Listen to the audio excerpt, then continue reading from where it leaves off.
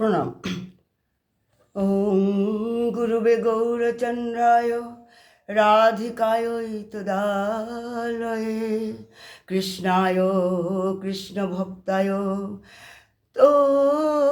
ভক্তায় নমো নমো নমো মহাবেদন্নায় কৃষ্ণ প্রেম প্রদায়তে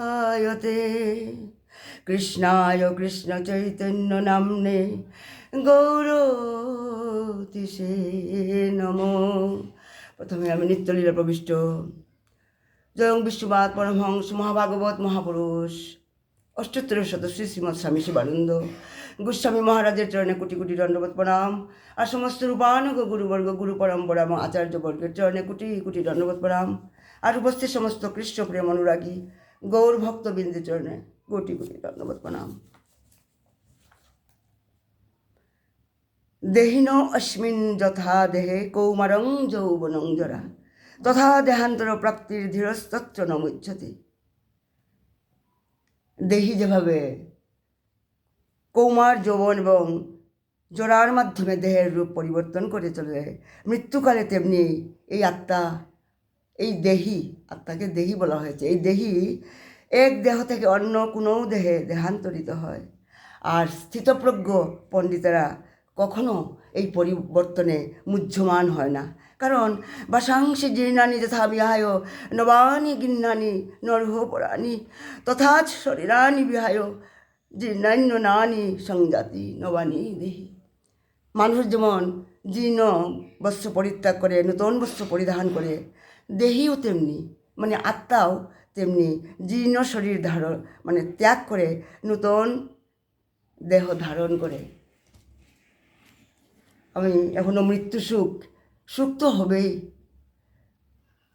তাই মৃত্যু সুখ যেন এখনও কেটে উঠতে পারছি না, এটাই আমাদের মনের দুর্বলতা। তাই একটু এটা নিয়ে একটু, মৃত্যু যে কত মঙ্গলময় হয়, মৃত্যু যে কত ব্লিসফুল, মৃত্যু যে কত সুন্দর হয়, সেটা আমি এই কাশীধামে বসে, শিবানন্দ আশ্রমে বসে, আমি সেদিন 7ই মার্চ শনিবার ছিল, গোধূলি লগ্ন 5টার সময় সেটা অনুভব করতে পেরেছিলাম। কারণ 5:30টায় আমাদের সৎসঙ্গ আরম্ভ হয়। কখনোই ভাবিনি যে সেই সময়ে শর্মিলার বাবা চলে যাবে।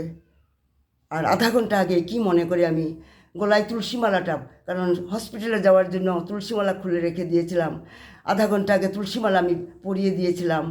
ভাগবত গীতাটা বাবার ফটো সামনে রেখে আমি ভাবলাম ক্লাসে এসে বসবো। তার এই 2 মিনিট পরে, মানে কণ্ঠীমালা পড়ানোর প্রায় 15-20 মিনিট পরে, আর তাও আবার ভগবত পাঠ শুনতে শুনতে, কারণ বাবার কাছে এক ভক্ত 2 বছর আগে, বাবার সঙ্গে 2-3 বছর আগে দেখা হয়েছিল গুরুদেবের সঙ্গে কাশীধামে। উনি খুব ইস্কনের বড় ভক্ত ছিলেন। তিনি বাবার সঙ্গে একটা অনুষ্ঠানে দেখা হয়েছিল।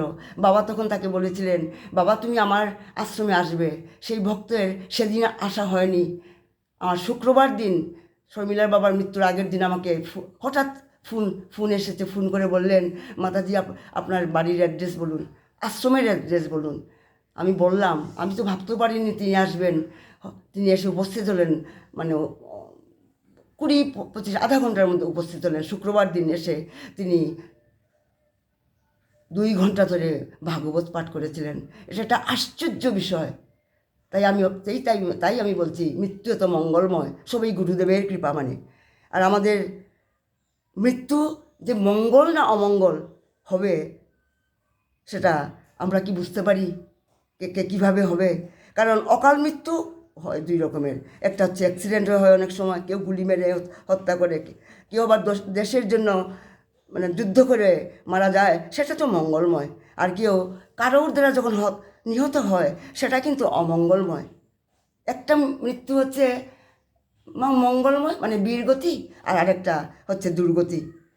আর যার অপমৃত্যু হয় সে তো ভূত পিশাচ হয়ে জন্ম নেয় আর নরকে গমন করে, আর বীরগতি হলে স্বর্গপ্রাপ্তি হয়। তাই ভগবানের কৃপা ছাড়া, গুরুদেবের কৃপা ছাড়া আমাদের হরিকথাও আমরা শ্রবণ করতে পারি না, সুযোগ হয় না, মানে সম্ভব নয়। গুরু কৃপা ছাড়া গোবিন্দ কৃপা হয় না। তাই আমরা দেখেছি। আর কিভাবে সেই হরিকৃপা কখন হয় আমাদের, গুরুকৃপা কখন হয় আমাদের উপর, যখন জন্মান্তরে ভবেৎ পুণ্যম তথা জন্মান্তরে ভবেৎ পুণ্যম তদা ভাগবতম লভেৎ। যখন জন্মান্তরের পুণ্য যখন উদিত হয়, একত্রিত হয়, মিলিত হয়, তখন আমাদের ভাগবতের কৃপা আমাদের লাভ হয়। কারণ এই যে গ্রন্থ, চৈতন্য চরিতামৃতই হোক, ভাগবত গীতাই হোক, শ্রীমদ্ ভাগবতম গ্রন্থই হোক না কেন, সেগুলি হচ্ছে স্বয়ং কৃষ্ণ। তাই ভগবানের ভাগবতের সেই গ্রন্থের আশ্রয় নেওয়ার পর, ভাগবত শোনার পর, চৈতন্য চরিতামৃত শোনার পর কেউ যদি শান্তি না পায়, তার যদি তার চিত্ত যদি শুদ্ধ না হয়, মন যদি পরিবর্তন না হয়, তবে আমাদের বোঝা উচিত তার পরিবর্তন স্বয়ং ব্রহ্মাও এসে করতে পারবেন না। তাই মৃত্যু অনেক রকমের হয়। অনেকে ঠাকুর পূজা করতে করতে, পাঠ করতে করতে অনেকের মৃত্যু হয়, সেগুলি মঙ্গলময় মৃত্যু। অনেকে গাড়ি চাপা পড়ে মরে, তারপর আরও এরকম অনেক ধরনের আছে মৃত্যু, যেমন বলা হয় কেউ কাউকে খুন করলো, এগুলি হচ্ছে অপমৃত্যু, সেগুলো অমঙ্গলময় মৃত্যু। আর মৃত্যু কী করে মঙ্গল হয়, এটা কিন্তু বিধাতার লেখায় লেখা থাকে না। বিধাতার লেখায় লেখা ছিল দংশনে মৃত্যু হবে পরীক্ষিত মহারাজের, কিন্তু সেই মৃত্যুটা, সেই সর্পদংশনের মৃত্যুটা মঙ্গলময় হলো কীভাবে? হরিকথা শ্রবণ করে, ভাগবত শ্রবণ করে, কৃষ্ণকথা শ্রবণ করে। সুখদেব গোস্বামী ভাগবত শুনিয়েছিলেন 7 দিন ধরে, মৃত্যু হয়েছে তক্ষকের দংশনে, আর চতুর্ভুজ ধারণ করে বিমানে করে বৈকুণ্ঠে গমন করেছেন পরীক্ষিত মহারাজ। তাই ব্রহ্মা তখন আশ্চর্য হয়ে গিয়েছিলেন যে হরিকথা শ্রবণ করে বৈকুণ্ঠ ধাম লাভ হয়। তাই ব্রহ্মা বিস্মিত হয়েছিলেন। আজকে আমরা চৈতন্য চরিতামৃতের আমরা কিছু তত্ত্বকথা, গৌর তত্ত্বকথা আমরা রসাস্বাদন করব। কারণ সেই যার অবতীর্ণের সময় ব্রহ্মা কেঁদেছিলেন, বিষ্ণু কেঁদেছিলেন, স্বয়ং বিষ্ণু কেঁদেছিলেন, শিবও কেঁদেছিলেন। কেন কেঁদেছিলেন? তার লীলারস আস্বাদনের জন্য। আর মহাপ্রভুর আগমন কিন্তু সাধারণ আগমন নয়, সাধারণ প্রকট নয়। এই গৌর পূর্ণিমা তিথি সাধারণ নয়, কিন্তু ব্রহ্মা কাঁদছেন। কেন কাঁদছেন? তিনি কাঁদছেন যে, আর কেঁদে কেঁদে বলছেন, প্রভু আমি দাপরে যতটুকু জ্ঞান আমি লাভ করেছিলাম, তুমি আমাকে দিয়েছিলে, সেই জ্ঞানের দ্বারা আমি তোমাকে জানতে পারিনি, তোমার তত্ত্ব আমি জানতে পারিনি, তুমি যে স্বয়ং ভগবান আমি তা জানতে পারিনি। আমি অপরাধ করেছিলাম। পরম ব্রহ্মরূপে, অনাদির আদি রূপে তোমার এই ব্রজলীলা আস্বাদন আমি করতে পারিনি, দাপরে অনুভব করতে পারিনি। তাই তোমার সখাদের গাভীদের চুরি করে ভক্তর চরণে অপরাধ আমি করেছি, তোমার লীলায় আমি প্রবেশ করতে পারিনি। কিন্তু তুমি কলিযুগে যখন গৌর হয়ে আসছো, কারণ তুমি হচ্ছ মহাবেদন্যায়, নমো মহাবেদন্যায় কৃষ্ণ প্রেম প্রদায়তে কৃষ্ণ চৈতন্য নামনে গৌরতীশে নমো। তুমি মহাবেদন্যায় হয়ে, করুণার অবতার হয়ে, সারাৎসার অবতার হয়ে, প্রেমে পূর্ণ সেই ব্রজলীলাতে অপরাধ করলেও তোমার এই গৌরলীলাতে আমাকে কৃপা করে, আমাকে নিচ খুলে যে কোনোভাবে তোমার লীলা দর্শনের সাক্ষীরূপে আমাকে এই ভারতভূমিতে, এই ভারত ভূখণ্ডে আমাকে জন্ম দাও। এই বলে ব্রহ্মা কাঁদছেন। ব্রহ্মা প্রার্থনা করছেন যে সেই ব্রহ্মা গৌরলীলাতে কী হয়ে এসেছিলেন? নামাচার্য হরিদাস হয়ে তিনি যমন করে জন্ম নিয়ে তিনি গৌরলীলাতে এসেছেন।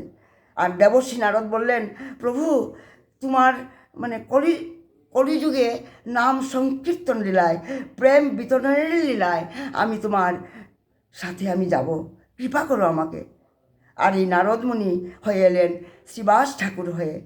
আর স্বয়ং রাধারানী তিনি চিন্তা করলেন, আমি যাকে অন্তঃকৃষ্ণ বাহির গৌর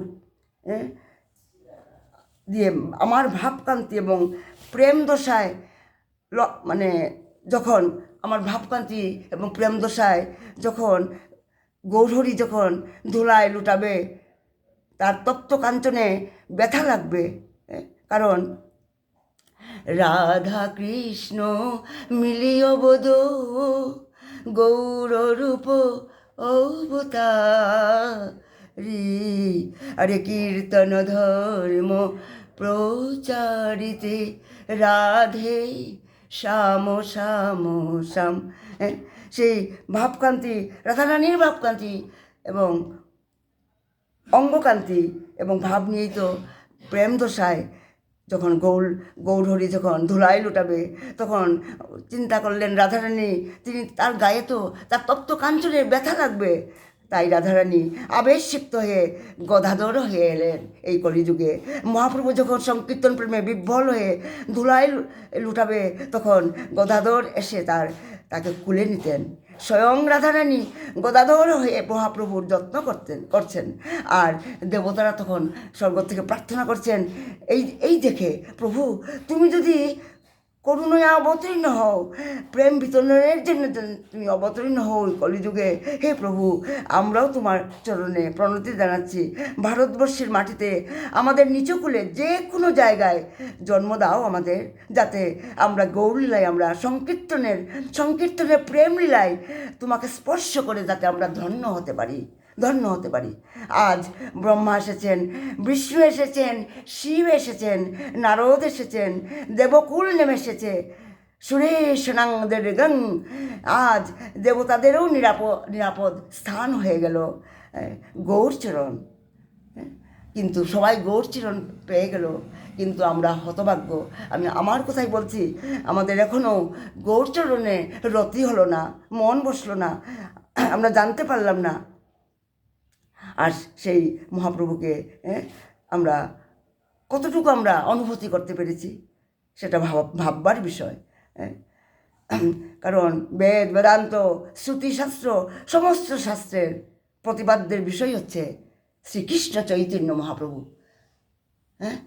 প্রত্যেকটা শাস্ত্রের বিষয়বস্তু হচ্ছে, প্রতিপাদ্য বিষয় হচ্ছে কৃষ্ণ চৈতন্য মহাপ্রভু। বেদ কিন্তু মহাপ্রভুর আবির্ভাবকে, আর স্মৃতি প্রমাণে গৌরসুন্দর যে স্বয়ং কৃষ্ণ সেটা উল্লেখ করা আছে, সূক্ষ্মভাবে আছে সেটা উল্লেখ। তাই অনেকে প্রশ্ন করে, অনেকে এইসব নিয়ে তর্ক করে, চৈতন্য মহাপ্রভু যে স্বয়ং যে ভগবান, তিনি যে অবতার, সেটা তো উল্লেখ নেই সেই সব শাস্ত্রে, এটা বলে তারা প্রশ্ন করে। কারণ 24 অবতারে তো তার নাম উল্লেখ নেই। তাহলে কিভাবে মহাপ্রভু যে ভগবান, স্বয়ং ভগবান, কৃষ্ণাস্ত ভগবান, তা কিভাবে প্রমাণ হবে? কিন্তু শাস্ত্রে, কৃষ্ণ জামাল গ্রন্থে, ব্রহ্মপুরাণে, পদ্মপুরাণে, স্কন্দপুরাণে সেটা উল্লেখ আছে। আমি আগে অনেকবার আমি সেগুলি উল্লেখ করেছি, আবার পুনরাবৃত্তি করছি না। পরে আমাদের গোস্বামীরা, সরগোস্বামীদের গ্রন্থেও সেটা উল্লেখ আছে। শুধু কি তাই, মুনিনাং সর্বেশাং, সমস্ত দিগের, ঋষিদিগের মননশীল, সেই মননশীলতায় তিনি আছেন, মহাপ্রভু আছেন। আর সেই মুনি ঋষিকারা আপনারা জানেন, সেই ত্রেতাতে যারা মননশীল ঋষি, যারা তারা ধ্যানের দ্বারা সেই পরম ব্রহ্মাকে হৃদয়ে অনুভব করেন, সেই মননশীল মুনি ঋষিদের সর্বস্ব ধন হলো কিন্তু আমাদের গৌরহরি। সেই ত্রেতা যুগের যে মুনি ঋষিরা, তাদেরও সর্বস্ব ধন হলো গৌরহরি। কীভাবে?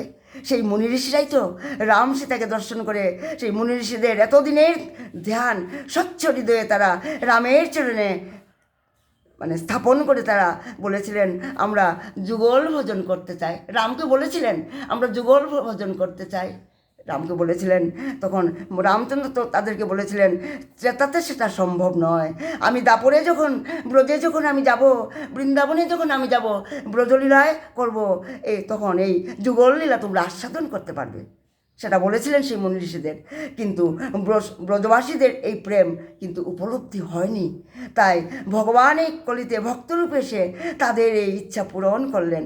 এই যুগল সেবা, এই মঞ্জুরি পদ্ধতি উপাসনা, রাধাকৃষ্ণের মিলিত তনু উপাসনা তিনি আমরা গৌরী বৈষ্ণব, আমরা শুধু কৃষ্ণকে ভজি না, শুধু রাধারানীকে আমরা ভজি না, আমাদের হচ্ছে যুগল সেবা।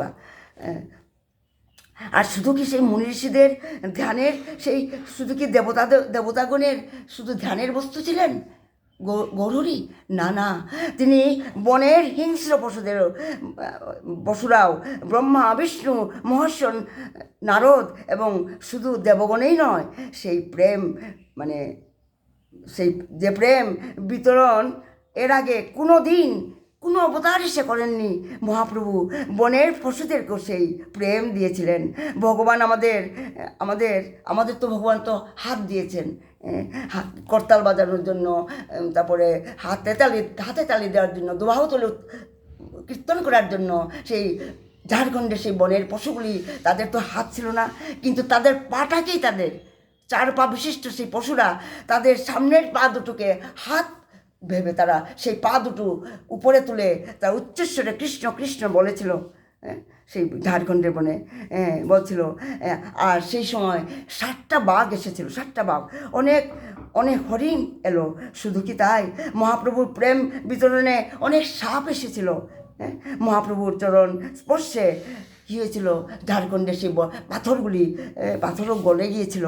আজও সেই মহাপ্রভুর চরণ অঙ্কিত আছে ঝাড়খণ্ডের বনে পাথরের উপর। আর পাথর গলে গেল, কিন্তু আমাদের হৃদয় এখনও দ্রবীভূত হলো না। সেই বিগলিত পাথরে সাপগুলো এসেছিল, তাদেরও অঙ্গের চিহ্ন আছে। আর বাঘের পদচিহ্ন, হরিণের পদচিহ্ন ওখানে আছে এখনও। সংকীর্তন রসে মহাপ্রভু মহাবেশে যখন পাথরের উপর মহাপ্রভু গোড়াগড়ি দিচ্ছেন, পাথরগুলো তুলুর মতো নরম হয়ে গিয়েছিল, পাথর গলে গিয়েছিল। শুধু গলল না আমাদের হৃদয়। সেই হিংস্র বন্য পশুরা একসঙ্গে কৃষ্ণ কৃষ্ণ বলছে তাদের ভাষায়, পশুদের ভাষায়, আর মহাপ্রভু সবাইকে নিয়ে কীর্তন করছিল। এমন অবতার কি কখনো হয়েছে বা হবে? কারণ তিনি অবতার সার, গোড়ায় অবতার, আরে কেন না ভজিলাম তারে, প্রেম কল্পতরু, আরে শ্রী গৌরাঙ্গ আমার, প্রেম কল্পতরু। তিনি পশুকেও নাম দিলেন, কৃষ্ণ প্রেম দিয়ে উন্মত্ত করালেন। কিন্তু সেই অবতারে আমাদের রতি হলো না। কেননা ভজিলি তারে, পাথর গলে গেল কিন্তু আমাদের হৃদয় গলল না। তাই মহাপ্রভু বৃন্দাবনের পথে চললেন, আর সমস্ত পশুরা মহাপ্রভুর পিছনে পিছনে চলছে। সেই বাঘগুলি সেই দিন থেকে আর তাদের মনে আর হিংসা ছিল না, হিংসা ত্যাগ করলো। মহাপ্রভুর কাছ থেকে প্রেম পেয়ে তারা নাম পেয়েছিল। সেই বাঘগুলো কী করেছিল, 1 মাস ধরে, শাস্ত্রে উল্লেখ আছে, চৈতন্য চরিতামৃতে উল্লেখ আছে, 1 মাস ধরে নিরাহারে ছিল। মহাপ্রভু যেই পথে দিয়ে তিনি বৃন্দাবনের পথে এগিয়ে গিয়েছিলেন, সেই দিকে তাকিয়ে তারা কী করেছিল, তাদের এই বদ্ধ দেহ তারা মহাপ্রভুর নিত্য ত্যাগ করে তারা মহাপ্রভুর নিত্য ধামে তারা চলে গেল। মহাপ্রভু সব কলিতে কিন্তু মহাপ্রভু আসেন না। আবার 4000 যুগের পর হয়তো মহাপ্রভু কৃপা হলে আবার তিনি নেমে আসবেন। যখন মহাপ্রভু আবার যখন আসবেন 4000 যুগ পরে, তখন কি আমরা কি আবার সেই সময় মনুষ্য দেহ পেয়ে আবার আসবো তো? সেটাও আমাদের ভাবতে হবে। আমি কি এই ভারত ভূখণ্ডে আবার জন্ম নিতে আমরা পারবো কি? তাই সেই পশুরা করুণা যার পেয়েছিল, আমি কেন পাবো না, সেটা আমাদের ভাবতে হবে। তিনি এ যুগে অদ্বৈত প্রভুর দ্বারা প্রকট হয়েছিলেন। স্বরূপের মতো পার্শ্বদ এবং গৌর তনুগত গোস্বামীরা মহাপ্রভুর জন্য সর্বস্ব ত্যাগ করে বৈরাগ্য লাভ করেছিল। কারণ কারণ নিজ ভক্তি যোগং বৈরাগ্য বিদ্যা। মহাপ্রভু এসেছিলেন ছন্ন অবতারে, আচ্ছন্ন হয়ে ভক্ত অবতারে এলেন। তাই গুরুদেবের কৃপা ব্যতীত, নিত্যানন্দের কৃপা ব্যতীত মহাপ্রভুকে সবাই বুঝতে পারে না। যেমন নাভা গোস্বামী ভক্তমাল গ্রন্থে, নাভা গোস্বামী তিনি তিনি যখন ভক্তমাল রচনা করেছিলেন তখন তিনি চিন্তা করেছিলেন চৈতন্যদেব, নিত্যানন্দ তারা হচ্ছেন মহাপুরুষ। তিনি ধ্যানের দ্বারা ভাবলেন, আর চৈতন্য মহাপ্রভু কিছু সম্বন্ধে কিছু লিখবেন বলে তিনি জানতেন না। নাভা গোস্বামী যা জানতেন না, তিনি স্বয়ং ভগবান, তিনি ভেবেছিলেন একটা মহাপুরুষ। কিন্তু নাভা গোস্বামী তার মানে গুরুদেব এসে ধ্যানে এসে বলেছিলেন, নাভা তুমি ভুল করছো। এই গৌরাঙ্গ মহাপ্রভু যিনি নবদ্বীপে আবির্ভূত হয়েছেন তিনি কিন্তু স্বয়ং কৃষ্ণ। তার গুরুদেব এসে তাকে ধ্যানে জানিয়েছিলেন নাভা গোস্বামীকে। আর সেই নাভা গোস্বামী কারণ তিনি তখন তার ভক্তমাল গ্রন্থে তিনি মহাপ্রভুর কথা উল্লেখ করেছেন। আমার সময় শেষ হয়ে গেছে, আরও কিছু ছিল তাই আমরা দেখছি তার ব্রহ্মা, স্বর্গের দেবতারা তারা পর্যন্ত প্রার্থনা করছে বৃন্দাবনের গুল্মলতা হয়েও, পথের বৃন্দাবনের ধুলি হয়েও যাতে, কীট পতঙ্গ হয়েও যাতে তারা বৃন্দাবনে যাতে জন্ম লাভ করতে পারে। নিতাই গৌ সীতানাথ প্রেমানন্দে হরি হরি বল, হরি হরি বল। জয় শিবানন্দ বাবা কি জয়। আরে শয়নে গৌর আর স্বপনে গৌর, গৌর গোলারো হারা, আরে হিয়ারো মাঝারে আরে গৌরাঙ্গ রাখিয়ে বিরলে বসিয়ারো, আরে গৌর বিহনে না বাঁচি পুরাণে, গৌর করেছি সারো, আরে গৌর বলিয়া যাও কো জীবন, কিছু না চাহিব আর মনরে, কহনা গৌর কোথা। প্রণাম সবাইকে, প্রণাম। আমার ভুল ত্রুটি মার্জনা করবেন, প্রণাম। নমঃ শিবায়। জ্ঞান করে